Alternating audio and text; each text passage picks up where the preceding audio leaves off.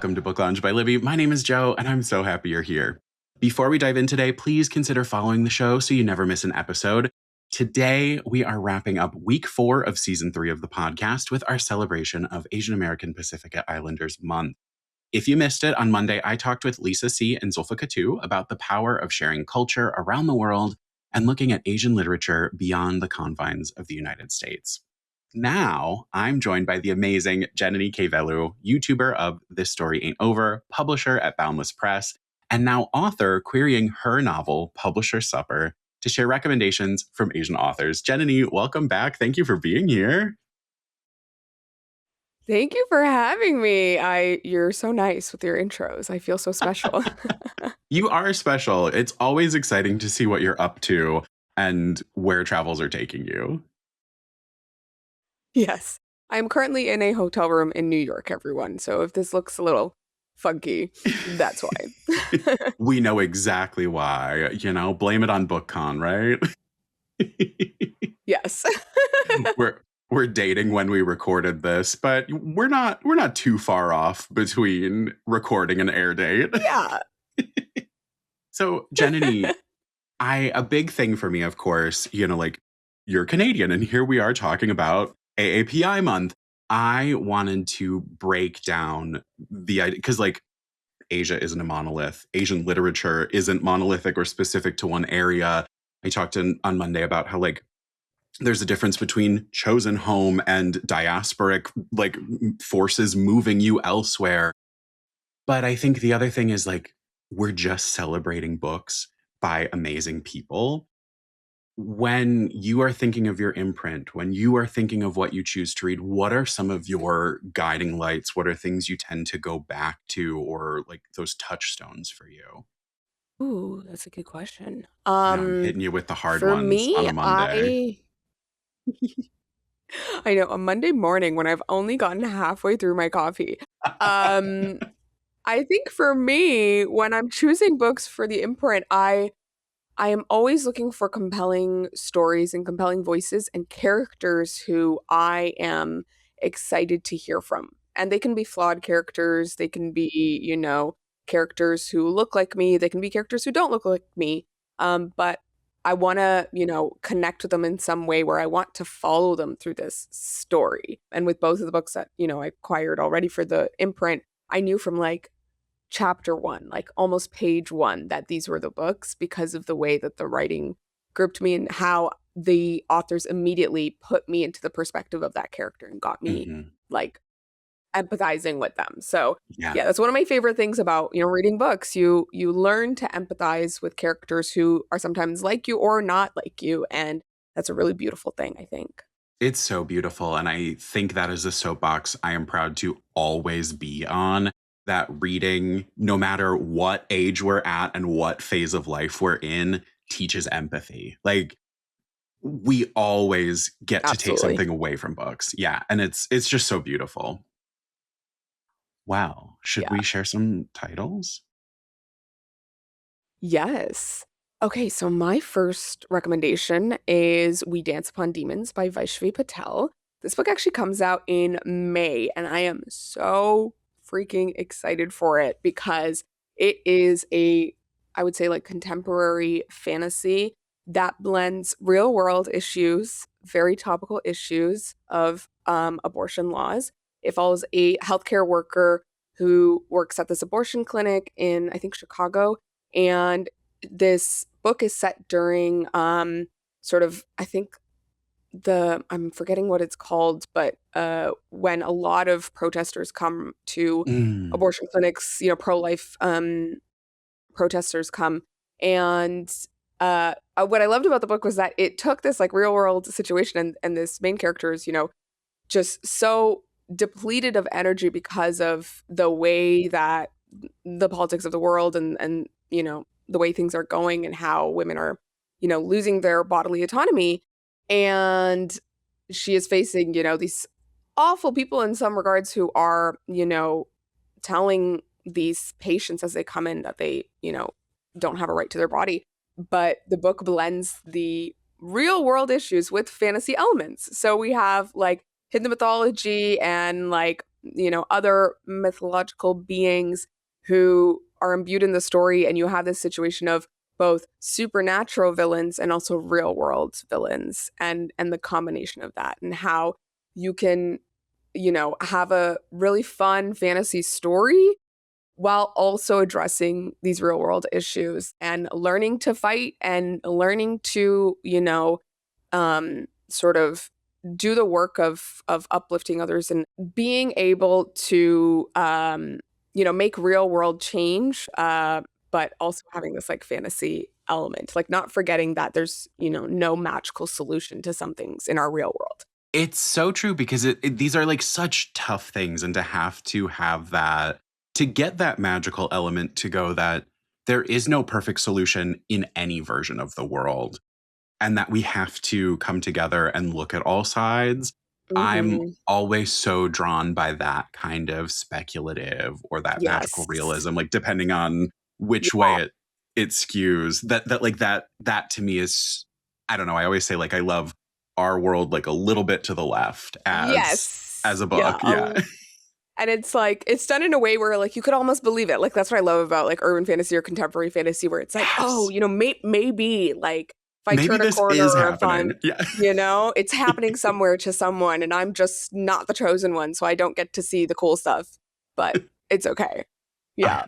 I'll always be waiting to be the chosen one, but honestly, I'm so happy just being chill and lazy in my house. Yeah. Yeah. I will happily just read the story as well. I don't need to fight, Please. you know, monsters and things. Honestly, I'll watch Buffy. I don't need to be Buffy. Oh my god. Yes. Every Yeah, now and then I'm that's like, what if I was, I'd take being Willow, but no. No. right. I don't As want to long go through what she goes through. as long as I'm not Xander, it's fine. Yes. Yes. I- No one wants to I'll be be Xander. I'll be Cordelia though. Oh, but she gets done dirty so bad in Angel. That's So true. But that great always makes me outfits. cry. Yes. She was gorgeous. She Yeah. is. So I'm like copping out with my first pick because I couldn't pick between one book. So I Okay. picked two from the same Classic. author. A Classic. classic set strict rules and break them immediately. So I'm shouting out Won Pyung Sun because I think depending on what you're looking for, you either go for Almond, which is, I think, kind of generally a book that a majority of the audience will resonate with. And it was super popular because a BTS member was seen reading it, and that blew the book Ooh. up. Oh, yes. BTS That's Army happened to was. multiple books. It's hilarious, Is, actually. I've read like two books like that are translated from Korean that were recommended by BTS, and they like blew up because of that, which is hilarious. I love that. I love that. And they which have is, taste. they really do have taste, and it's nuts to me. But, like, I'm always out here telling people we need to read more in translation, because if you are Yes. tired of what you've been reading, go pick up Mhm. something Korean, because the style and structure is Mhm. entirely different from what we do in the US, what we do like Latin American lit. And so it's just so interesting. This is kind of that like um my quickest comp would be like a John Green Fault in Our Stars. No, by no means like similar, but that kind of energy. So if you're into that, like kid with neurological issues kind of direction, general fiction, I would go Almond. And then if you want kind of like the weirder option, that's where I would say Counterattacks at 30. Ooh. Yes, it's The Devil Wears Prada meets The Office. Uh-huh. What? Yeah, You in I a like you already had me uh-huh. sold when you said the devil, and I was like, yes, I'll take it. I'll take it. Exactly. So it follows GA, who's an ordinary woman who's never been extraordinary. She's an admin at the academy. She silently tolerates office politics and the absurdities of Korean bureaucracy. Forever only one misplaced email away from career catastrophe. She effectively becomes a master of the silent eye roll and the tactical coffee run, but all her efforts to endure her superiors and the semi-hostile work environment they create are upended when a new intern arrives.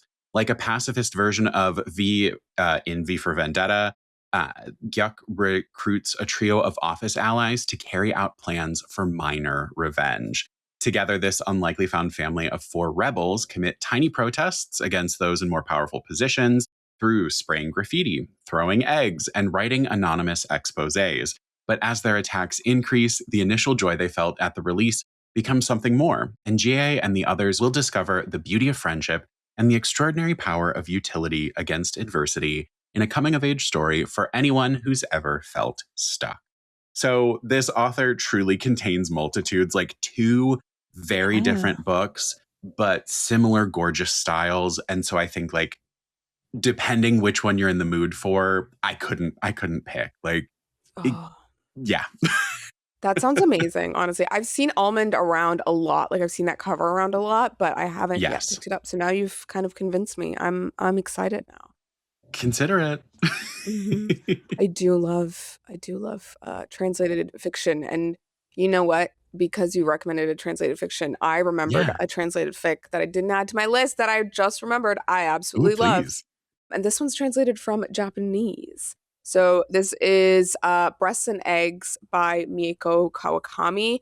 Literally one of my favorite books ever. I don't know why I didn't think of it when I first put together this list, but um what it was one of those books that I kept seeing everywhere. And then when I finally picked it up, I was like, this is what I needed. I needed this. And I love, again, we were talking about translated fiction and how, if you're getting tired of sort of, you know, fiction that's written in English, you'll find that in a lot of other languages, whether it's Korean, Japanese, or literally any other language, Mhm.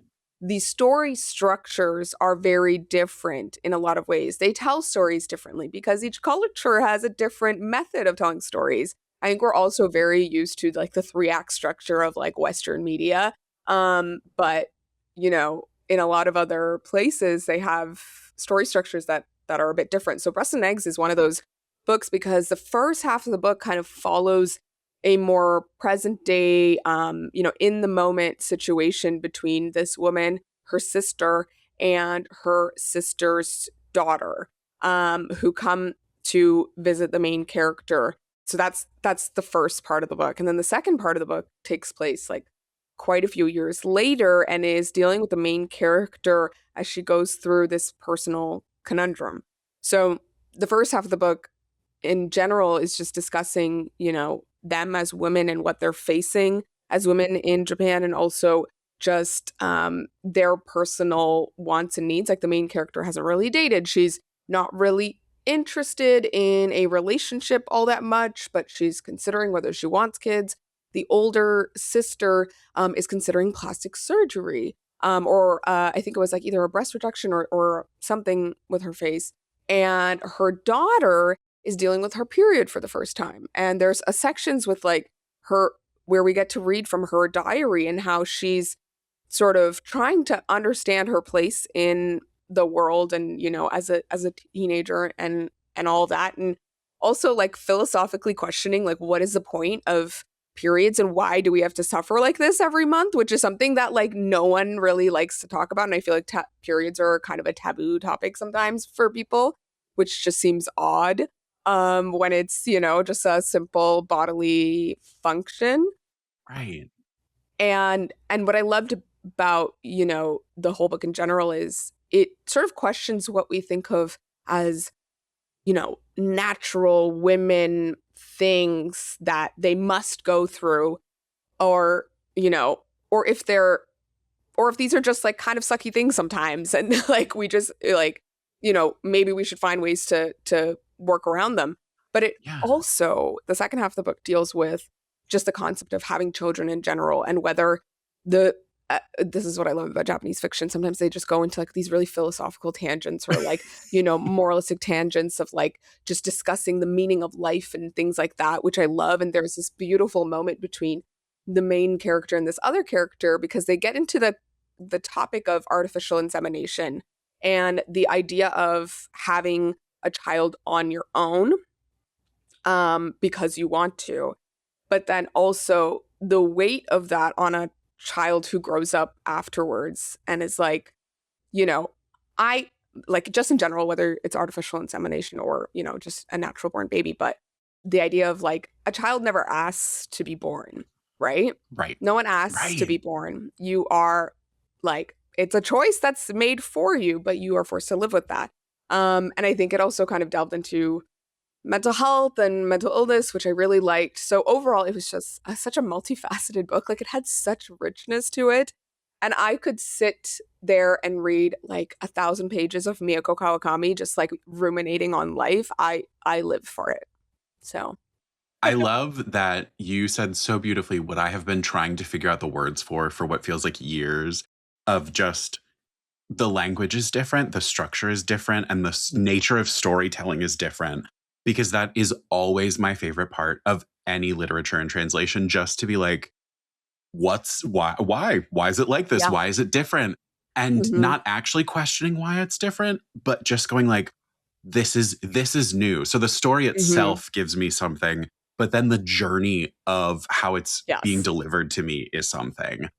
Yeah. And And it's just as effective. I think a yes. lot of times in like, the Western world, and like when we watch Western Hmm. media or read it, like we think that that's the best way to tell the story. And like, no, sometimes going in a circle or, not having like a big dramatic climax still works, still can convey your story in a really great way. 1,000,000%. And like Japanese literature specifically, I think you're absolutely right. The random tangents or the random jump back in time to explain why a character is that way. And it's just for that moment to give you the Mm. explanation, and then you'll never be in the past again. Like there are so many things that I think we treat as rules and facts and like Yes. Bible, we have to do it this way, that they're like, this is going to get the story across the most Hmm. effectively to me. And I love that. Absolutely. Yeah. And I love when they'll just like take a break in the middle to be like, we're talking about a concept. it's Yes. We're going to do it's this. always a And you're going time. to Like, think and you're going to have a good time. and sometimes it might hit you at the wrong time and you have to read like a Yes. goosebumps after, but Yes. Sometimes you have to not put it not saying down, that pick it up later. That's okay though. That's okay though. not saying that that definitely happened to me recently, but we got to do it. For my next pick, I went with a graphic novel. This is Seance Tea Party by Raymena Yi. This one came out in 2020. It's gorgeous illustrations. And Laura wants to stay a kid forever, and she'll do anything to make that happen, including befriending Alexa, the ghost who haunts her house. It's a middle grade graphic novel about growing up that's perfect for fans of ghosts and making friends. Growing up sounds terrible. No one has time to do anything fun or play outside or use their imagination. Everything is suddenly so serious. People are more interested in their looks and what others think of them, more so than having adventures. And honestly, who wants that? Not Laura. After watching her circle of friends seemingly fade away, she's determined to still have fun on her own. A tea party with a twist leaves Laura to rediscovering Alexa, the ghost that haunts her house, and Laura's old imaginary friend. Laura and Alexa are thrilled to meet kindred spirits and they become best friends. But unfortunately, not everything can last forever. Ramina Yi brings to life a story about growing up, childhood, and what it means to let go. It's a fantastical story following lovable characters as they each realize what it means to be who you are. I Oh, mean, that sounds I know beautiful. it really is. It's a good read. It's one of those that like clearly I love found family, clearly I love coming of age, but there's just something about it that it's like it's also nice to bring a book that's like, hey, this is just a story for everyone, and I think we all need that kind of healing, because just as you were talking about with periods, I feel like grief and death is something Yes. that in a Yes. lot of Western culture is so like, get over it, take your 3 bereavement days and like come Yes. back like nothing happened. Yeah. Yes. Oh my God. Felt. Yeah. And actually, that leads really well into my next Ooh, one of my next. Well, so go for it. I was literally writing in the chat, oh, I'm gonna because I thought of a graphic novel because you said graphic novel, and I'm like, oh, this one's so good. We need to talk about this. But on the note of grief, I have another book rec so we're gonna go Yeah. with that one first. So the one I'm gonna recommend is one that I have just started actually. It just came out this past week, and it's Cleo Dang Would Rather Be Dead by Mai Nguyen. This is the author of Sunshine Nails, which came out, I think, a couple years ago. And she's a Vietnamese Canadian author, and this book is based off of her own experience losing a baby at full term after she gave birth. Um, and it's, such a heartbreaking situation, but the author was able, needed to grieve. And the way she grieved was putting it into this story, writing the stories of, a woman who loses her full term baby, but she's, dealing with the grief and dealing with how, she doesn't feel the meaning or can't find the meaning in her life after that experience. And then she leaves her job as, I think, an accountant or an actuary, and she joins a funeral home as one of their staff and gets to know the people grieving at the funeral home, and, as they prepare everything, and, finds solace in that. And I thought it was such an interesting concept. And when I started reading it, it's one of those books that has a fairly dark humor, which is, I have very dark humor. Yeah. So, to be aware of that. But I think, you know, a, and I remember the author was saying how her agent and her were, when they were trying to sell the book, it was hard because no one wants to buy a book about child loss, right? It's Right. such a heartbreaking topic. But I think the fact that it's a thing that happens quite often, and to not talk about it and to not allow that representation, I think is just sad, because there's definitely, so many other people who are dealing with this. And I think, you know, with any negative like emotion, like grief or depression or whatever, like we are always convinced that we are the only person going through it, and like, we're alone in this. And being seen in that way is just so important. And I mean, I'm not someone who's experienced anything remotely like that, but I felt for this character, but I also just wanted to see her journey of her, moving through this grief and understanding herself and honoring her daughter, but also moving forward. And I think it was so beautiful, like just the way that the author handled it. And I went to her book launch in Toronto, and you know, it was beautiful. She was talking about how she and her husband, they both went through the same thing, but they both grieved very differently. And that is okay too.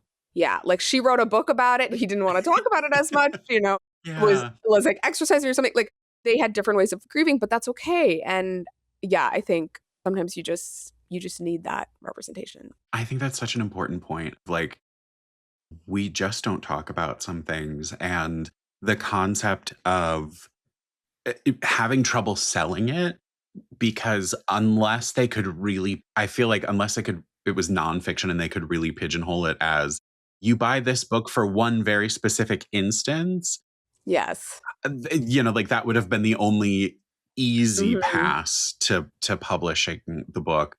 But Yeah. I don't think that's what we need. I think we all need that normalization. Exactly your point of Yeah. like, because you can try, like, I think for me, because right, I have never experienced that loss, but I've had people in my life who have experienced pregnancy loss, and it means a lot to be able to empathize differently, to be able to see that perspective. And I think we all need a little bit of that.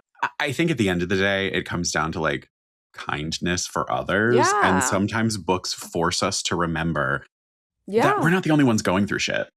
Exactly, exactly. Yeah, I think like pregnancy loss and child loss like is something that's again another topic of that of women's health, or of femme health, that Just like it's just silenced. not talked about enough. And you know a lot of people just kind of suffer in silence because it's too depressing to talk about, quotation marks.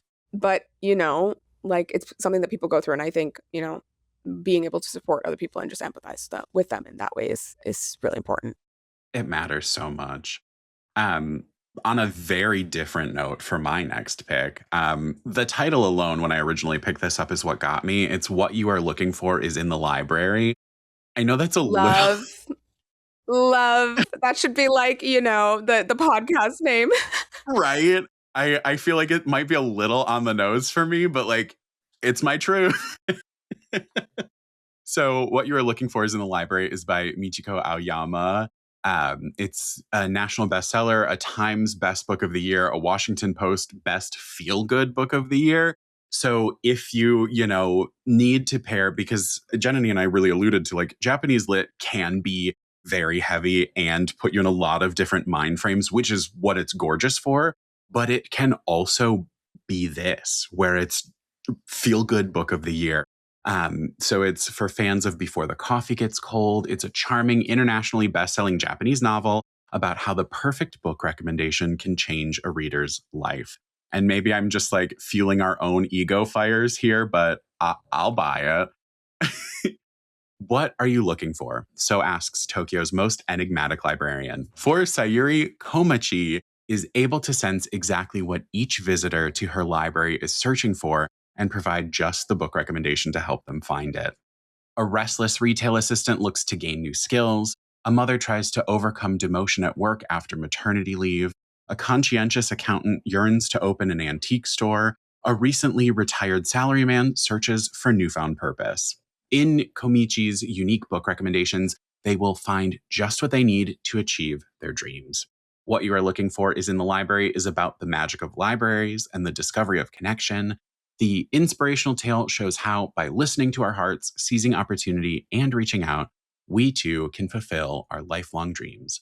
Which book will you recommend? I mean, Oh, I love. I love this. It's so beautiful, and I think something that I see a lot between like the cozy Japanese and a lot of like Korean lit are stories in vignettes almost. Like, Yes. yes, it's one through line. We're likely following one character at most points, like we are here with Sayuri, but it's the story becomes more about the person of that moment. Like, I'm looking at you, Delegate Dream Department Store, that it's about the dreamers coming in at night. In this instance, it's about the people who are looking for their book recommendations. So I love that element.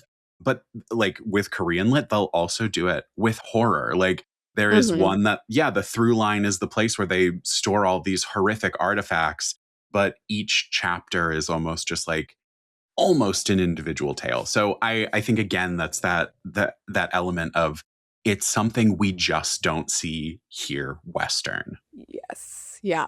It's so interesting that you brought up that book and the vignettes because Yeah. um there's a I don't have you read Welcome to the Hyunamdong Bookshop by Hwang Borum? No, but it's been on my list forever. It's so good. Okay, so if you like Is it? this book you were describing, I feel like you will love this book, Welcome to the Hyunamdong Bookshop, because it's told in a very, very similar format, and it's basically following this woman who opens this bookshop in Hyunamdong, like this neighborhood in Korea, South Korea, and she's like going through the everyday of like dealing with how to run an independent bookstore and the challenges that she faces and the different people that come into the store and recommending books and who's looking for what, and there's all these like sort of vignettes of like different moments with different characters, and then you also get perspective chapters from other characters, but it's like overall it tells a story of how you basically need a whole community to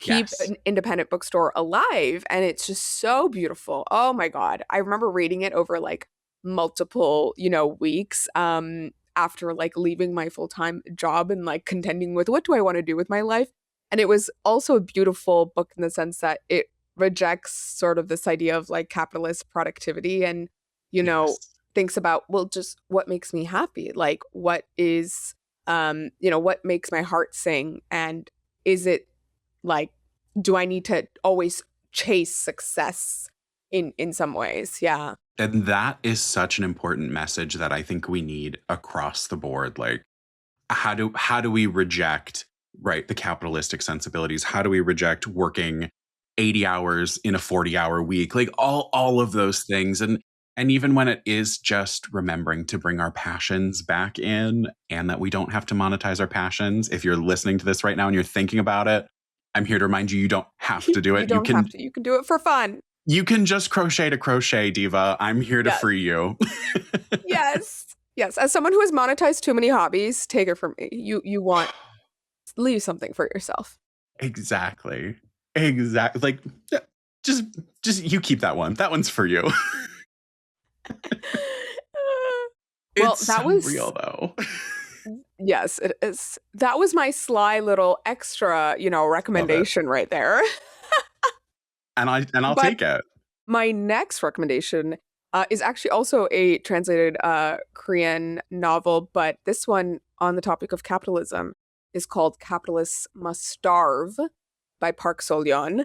I love this book so much. I read it with my book club in January, and it's one of those books that I was like, I needed this. I needed this so much earlier, but it's such a fantastic short novel that is based off of the life of this historical figure in Korean history named Kang Joo-ryong, and she was alive during the like Japanese colonial period in Korea, and during I think it was like the 20s and 30s, and she's famous for leading a uprising of factory workers against the Japanese colonial rule and also these just like capitalist factory owners who are, consistently lowering wages for these factory workers who are actually largely women who were, working in these like silk and like cotton and rubber factories.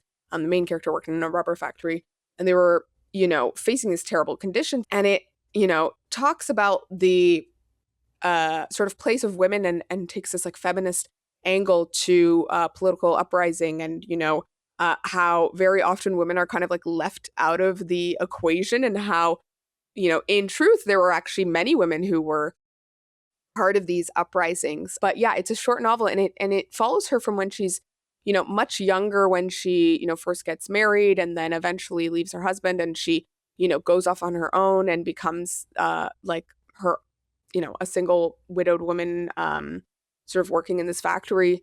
And it was one of those books where you see the main character sort of change over time and become sort of radicalized, and she doesn't Yeah. even realize where her life is going to go. And I love the way that the author immortalized this real historical figure, like this woman in history. And there's a scene towards the end that is based off of like an actual thing that happened. And there's like a photo, an actual photo of Kang Joo-ryong from like, basically she protests on top of like this roof. And there's a Yeah. photo of her on top of this roof. If you go search it up, Kang Joo-ryong. And I was like, I remember I finished the book and I like, looked her up and I found this photo, Yeah. and I'm like, that is so cool. Like envisioning Yeah.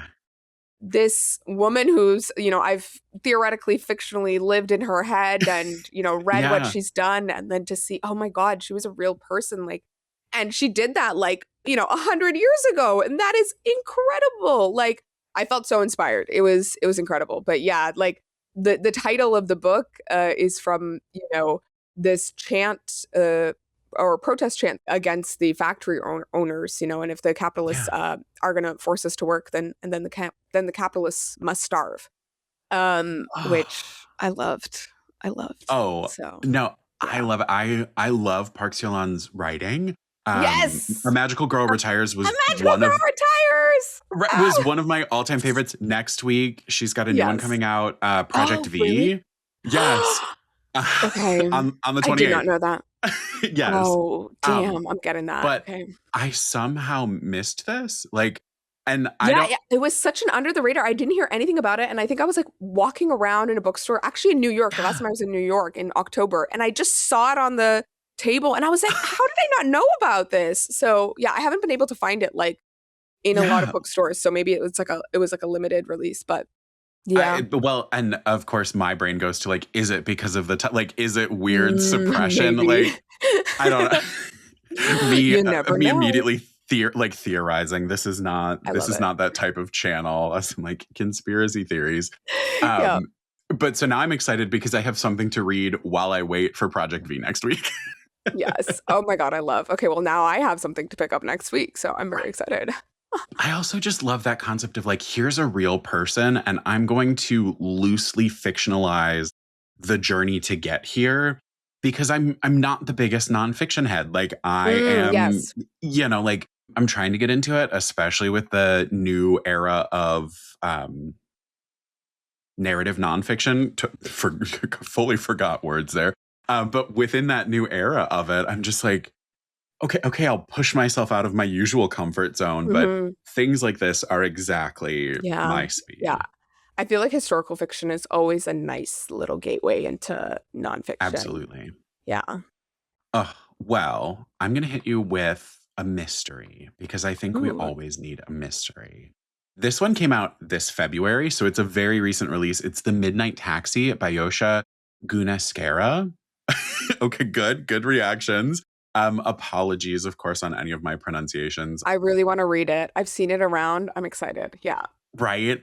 It's when the last fare of the night turns up dead in her back seat, a Sri Lankan American taxi driver works off the clock to clear her name in this mystery novel by debut author Yosha Gunaskara. Again, like, I love debuts. I love mysteries almost no matter what. Like, it's to me, it's pretty hard to give me a bad mystery. And so I'm always down. But we're following Sirwathi Pera, doesn't quite know where she's going in life. She never expected to be a taxi driver in New York City. She's struggling to make ends meet and still living with her parents at 28.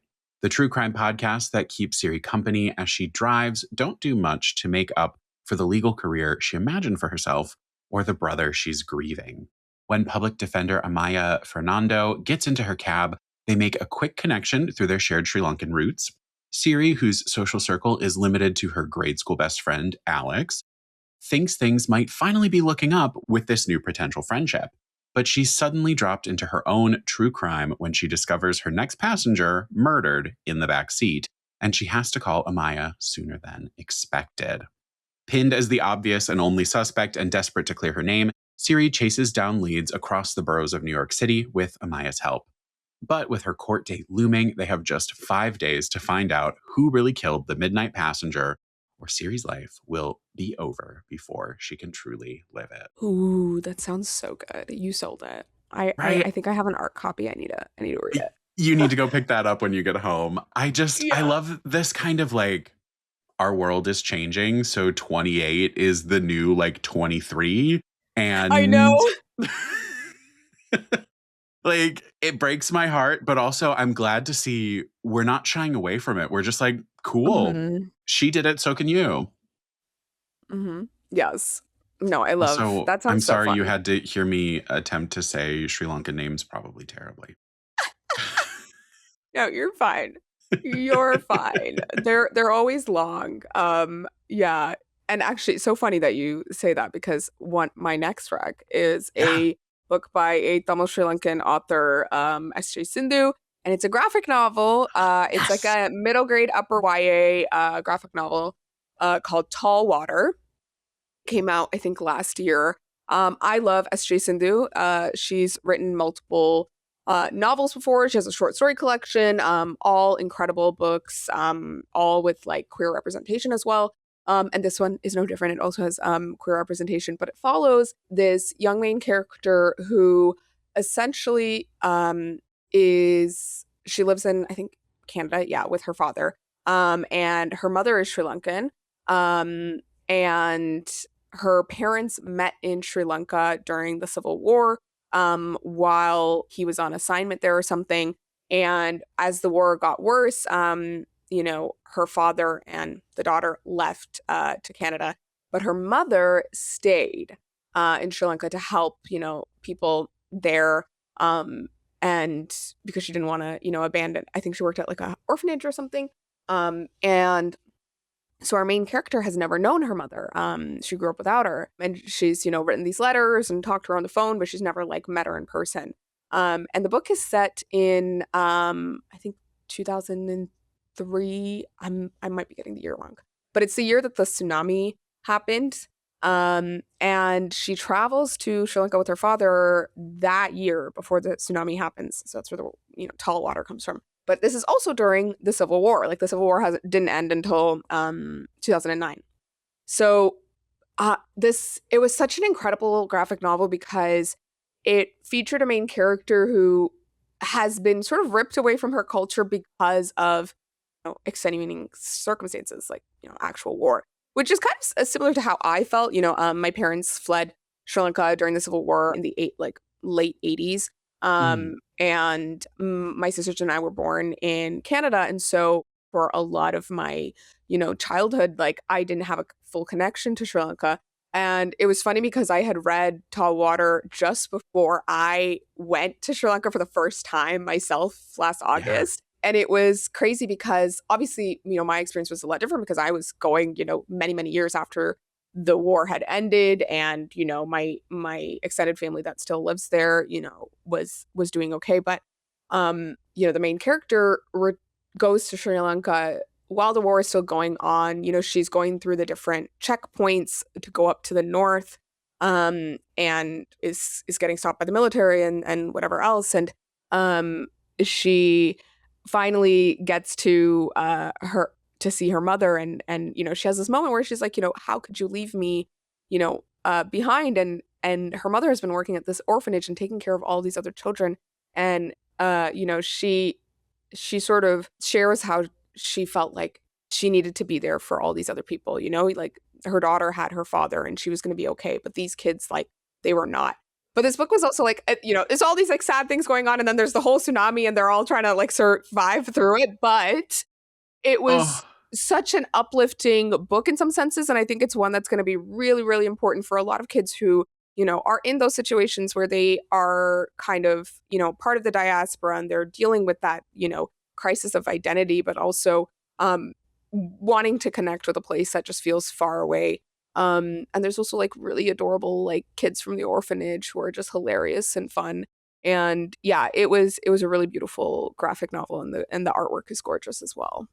oh, well, I can't wait to read that. I'm a sucker for a graphic novel, but also I think it's so impactful for that story of like, there are so many people who live a significant distance from their family. There are so many people Mhm. who come to the States or to Canada for any number of reasons, and parts of their family are elsewhere. And I think just seeing that, Yeah. again, knowing you're not alone.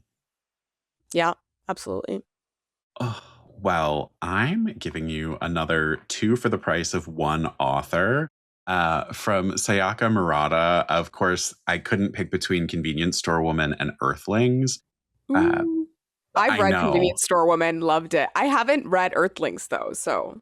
So, Convenience Store Woman is the one that I will give the like quick to, because I think this is kind of that like primer of, if you haven't, it's a great one to pick to jump into, especially for this specific lit in translation. So it was shortlisted for the best translated book award, and it came out in 2018 in the States. So like, go pick it up. It's a great time overall, and it's, yeah. I mean, like, over 600,000 copies in Japan alone. Like, the numbers are there, but it's a bewitching portrayal of contemporary Japan through the eyes of a single woman who fits into the rigidity of its work culture only too well.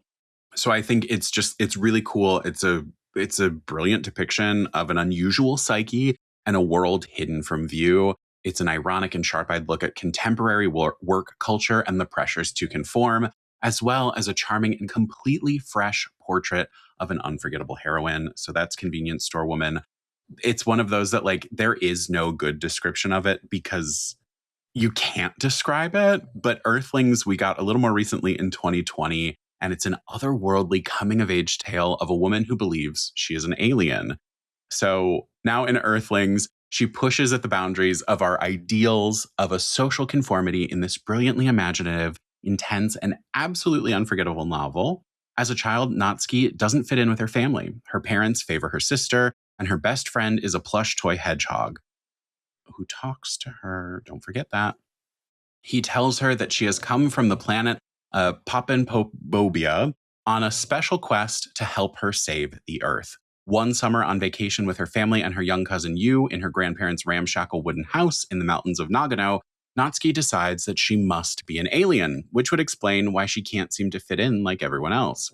Later, as a grown woman living a quiet life with her asexual husband, Natsuki is still pursued by dark shadows from her childhood and decides to flee the baby factory of society for good, searching for answers about the vast and frightening mysteries of the universe, answers only Natsuki has the power to uncover.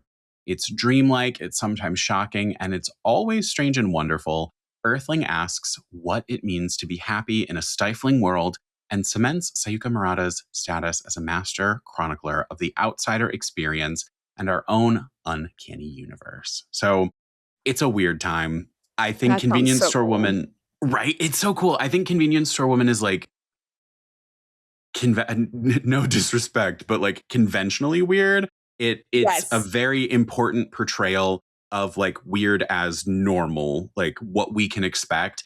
And I think this look into weird and adding so many layers and what that, I say that, but I know what it actually means. So like when you go and discover this, I think this is also a very important portrayal. Hmm. Yeah, no, it sounds absolutely incredible. I feel like Yeah. I loved how weird Convenience Store Woman was, so I feel like Yes. going deeper into the weirdness is perfect. Getting even weirder. And I think that, yeah, that combo of like really important conversation in a strange, bizarre package to make you think is something that Japanese lit does really well. Yeah, amazing. Well, my next recs are it's a 2 for 1 by the Hit same me with it. author, and they are also really weird. I would classify these more as, like, sort of body horror novels, like lit fic horror. So I have Natural Beauty and Immaculate Conception by Ling Ling Huang. I will read anything Ling Ling Huang publishes. She's an incredible writer. Like, I Yeah. have never fallen so deeply in love with like an author's writing the way that I have with Ling Ling Huang. And just like the themes and like, stuff that she explores in her books. But essentially, Natural Beauty follows a main character who was like this piano prodigy who ends up, kind of in a washed up state. She's not really doing it anymore. And she's working, I think, at a fast food chain. And she gets invited by someone to start working at this beauty store where they do, treatments and stuff, but they also sell like all of these like fancy skincare products. And it's just like wonderful commentary on sort of the beauty industry and like our definitions of beauty and what natural beauty even is. And is it natural beauty if you're doing all of these things to, maintain it? And it's so funny because like, I've been obsessed with like facials and like skincare recently. And I'm like, I am delving into the world of natural beauty and I'm going to face some weird consequences by the end of this. But yeah, it's also great because it has like, sort of this, I would say like suggestion of a sapphic relationship, and it Hmm. and Hmm. it just gets weird as you go Yes. on because it seems like the skincare products that all the employees are using are doing some interesting things to them. Uh-huh. So yeah, that one is wild, and it goes absolutely off the rails in like the best way. Which we A love. little less weird, I would say, is but still very interesting, is Immaculate Conception, which I would actually say is more of a dystopian, but like very grounded in our real world because it feels like it could happen in like the next, couple decades or something. But essentially it follows our main character Enka, who is a young woman artist who is from the parts of, the cities where there are these things called buffers that have been created that sort of separate, different economic Wow. households and Yeah. allow, the rich to see, only a reflection of themselves and the poor to see only a reflection of themselves. And so no one has, the idea of envy, within their vicinity. And it's supposed to, make people more happy and whatever. And it's also created sort of this segregation of society by, class and wealth. But she manages to get this like scholarship to this like art college, and she meets this, really incredible sort of prodigy of an artist named Mathilde. And you know, the book sort of details their beautiful friendship, which Mm. feels like a bit more, but also Yeah. the intense jealousy that Enka feels towards Mathilde and her natural talent, but also the divide between them and her obsession with Mathilde. And, even as they both like go on their own separate journeys, like Enka's always trying to um stay within line of Mathilde. But what's Mm. interesting about the world is, aside from these buffers, there's also like these other technologies that are coming into play, including, a form of AI, which starts to mess with their careers and their art, because Yeah. nothing is original anymore. It can just be reproduced, and there's this subject of like what's copyright and what's original. And but Mathilde just happens to be this person who's so original. She starts doing these performance art pieces, and she's just like, you can't help but think, how is she so fascinating and interesting? And you feel like Enka, you're like, why can I be that? And you're like so intensely jealous, but also you are so fascinated. And yeah, it goes off the rails by the end, but in like a fun way again. I mean, I always want things to go off the rails, but I when you were getting into the description of like the almost manic pixie dream girl of Yeah. her, it feels like it's been so long since we've gotten a character like that Hmm. that I'm here for it. Yeah, it's fabulous. Like I love books with like complex female friendships or something Yes. more, because they're just Yes. fascinating to me. Like there's something so fun about the semi-homoerotic, like, female Mhm. friendships. Yeah.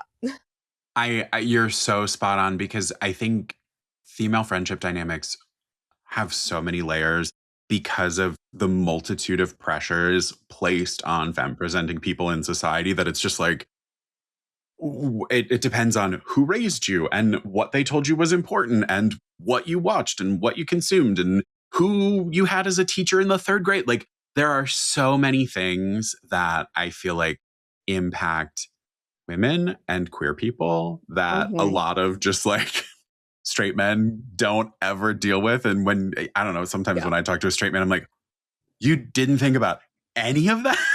They So can't imagine the depth of that. they Yeah. cannot fathom it. And honestly, I'm jealous. No, I'm not. I'm Must be so not. simple to Must live be so through life. nice to not worry about anything ever. Yeah, literally. Yeah. Well, I'm at my last pick, and I'm then gonna like sneaky recommend follow up after that. I Do didn't it. want to. I mean, it's like books that I've talked about. I feel like a few times this year, but you know. So my actual recommend, I'm going to give everyone one last mystery because the second book is coming out soon or recently came out. It's the Detective Auntie series by Uzma Jalaluddin. The first one, Jalaluddin. thank you, Jalaluddin.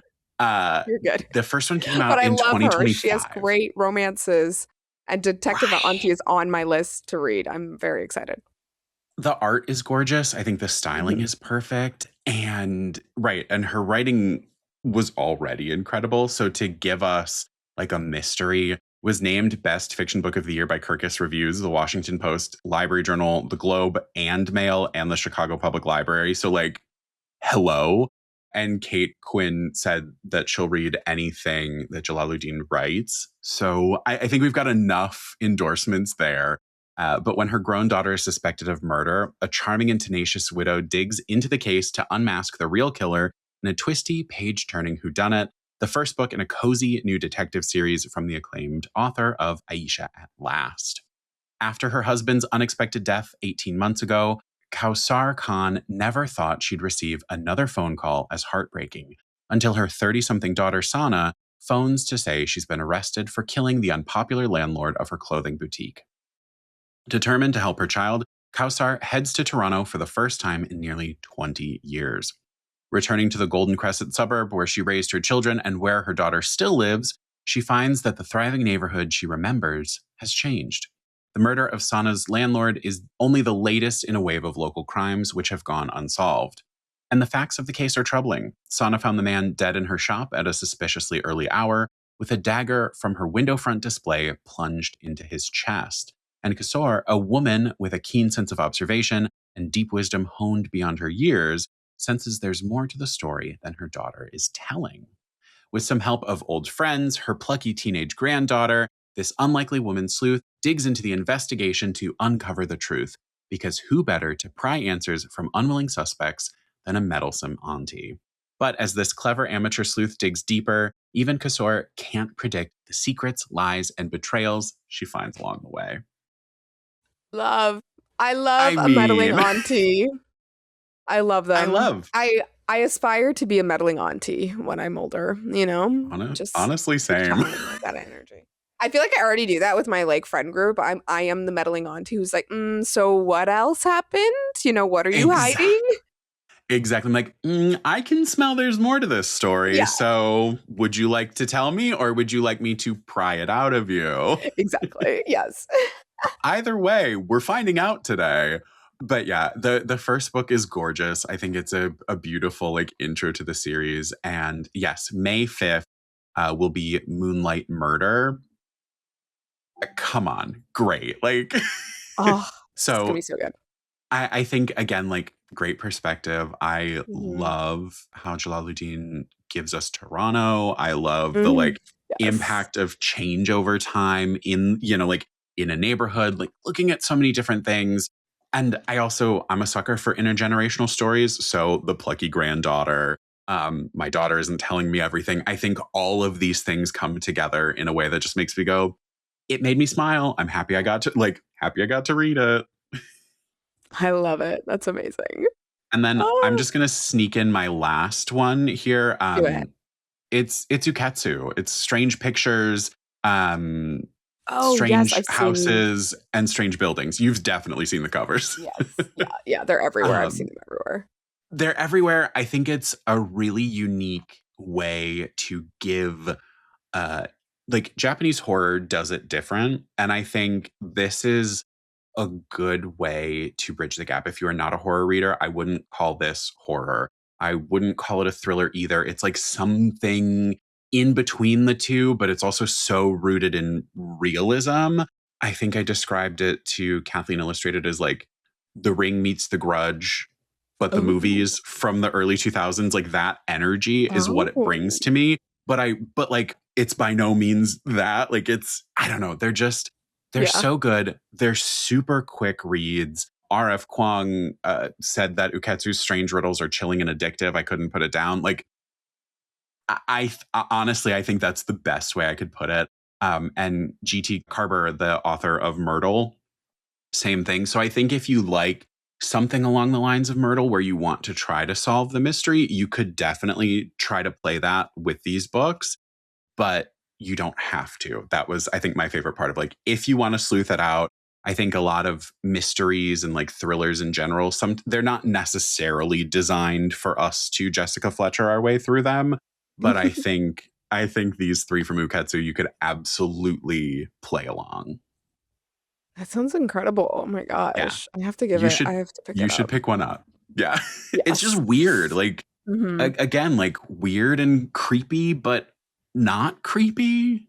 Yeah. Like Yeah. not even unsettling. It's truly like when I read the first one, it was like I was back where I watched The Ring with my friend groups like with my friend group in middle school for the Ooh. first time. Yeah, So yeah, not yeah. actually scared, not actually, but like just invested.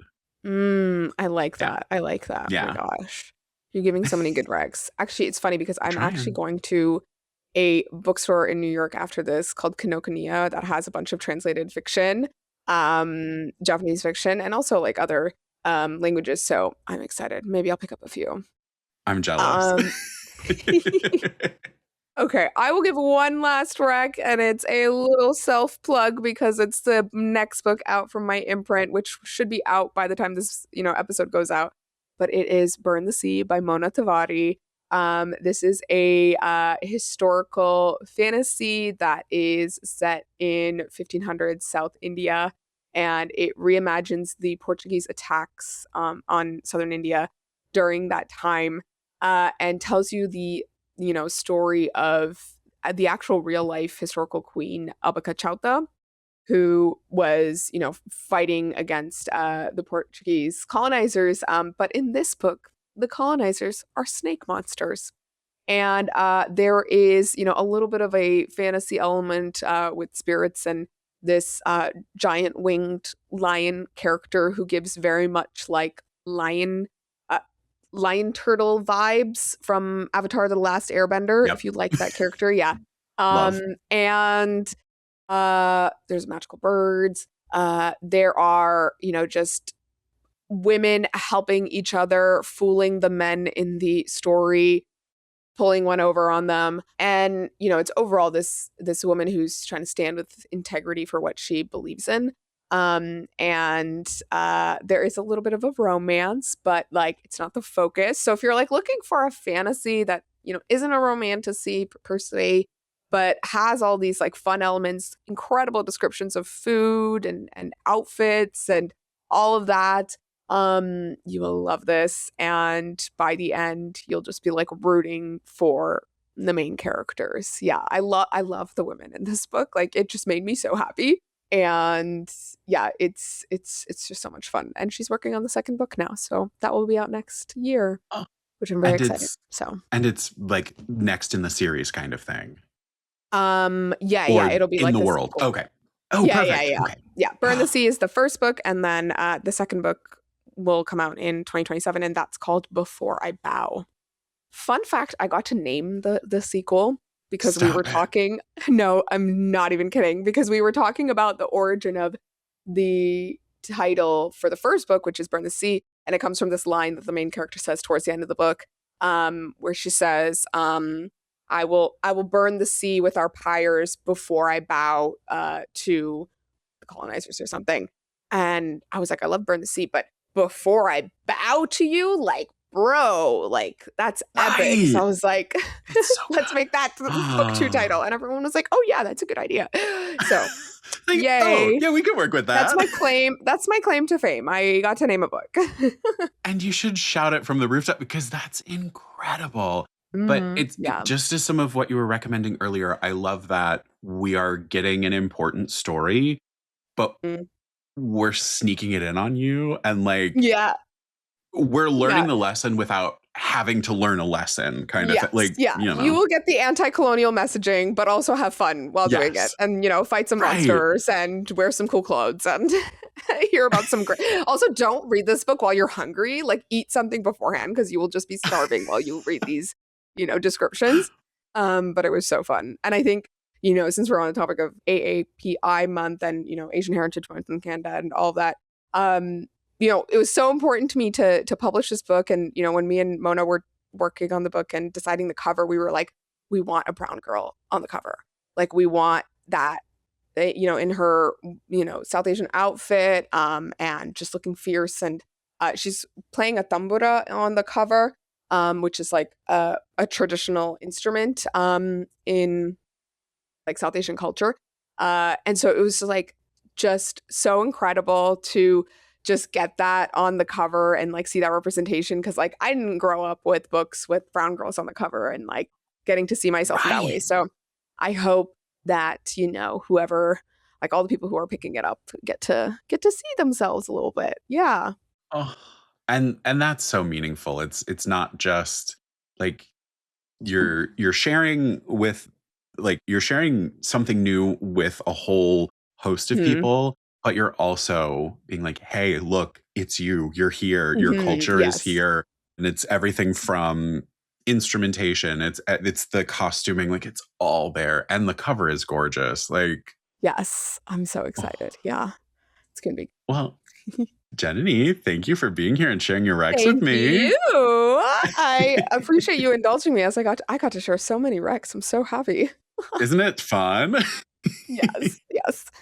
Well, thank you all for joining us for today's episode of Book Lounge by Libby. Make sure you're subscribed or following. You won't want to miss next week, where we'll be diving into Mental Health Awareness Month and looking at the importance of reading and self-care on our own journeys. Happy reading! You can sample and borrow the books from today's episode in the Libby app, or if you're a librarian, find them for purchase in Overdrive Marketplace. Book Lounge by Libby is a proud Evergreen Podcast signature program. Explore more amazing shows at evergreenpodcasts.com. This podcast is produced and recorded by me, Joe Skelly, with editing by Andrew Alonzo. Our theme music is High Five by Rex Banner, used with permission. Book Lounge by Libby is presented by the Libby app. Learn more at libbylife.com/booklounge.